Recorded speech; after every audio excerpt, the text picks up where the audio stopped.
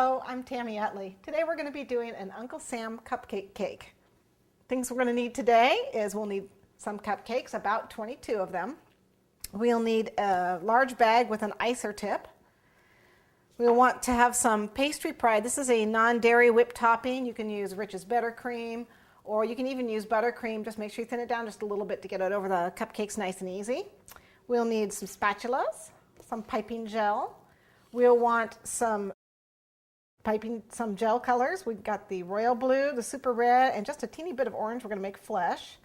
We're going to need some parchment bags, and I have some 21 and 18 tips, and then this is a 12. You can use a 12 or a 10, and I think that's about it.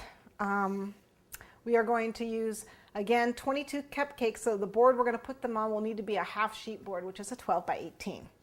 So let's go ahead and get started. This is a frozen non-dairy topping, and so we thaw it out in the refrigerator and then I shake it really good to mix it. It's better if your bowl is chilled, but it really doesn't have to be. This gets bigger as it increases in volume as you beat it, obviously, because you're putting air in it.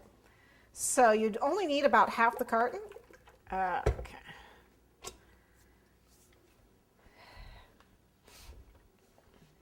Now this tends to splatter just a little bit, so what I'm going to do is I'm actually going to put a towel over it when I mix it, starting on low.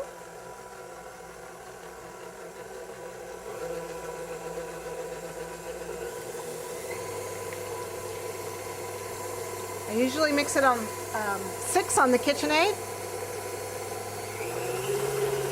and then I'm going to cover it because it splatters. You can see this is getting stiff, but I want to make sure it's nice and firm, otherwise it'll start to break down. To get this even firmer, you can add a little bit of powdered sugar to it, which I might do if I need to. Okay, so this is looking pretty good. It's nice and firm. So let's go ahead and take it off.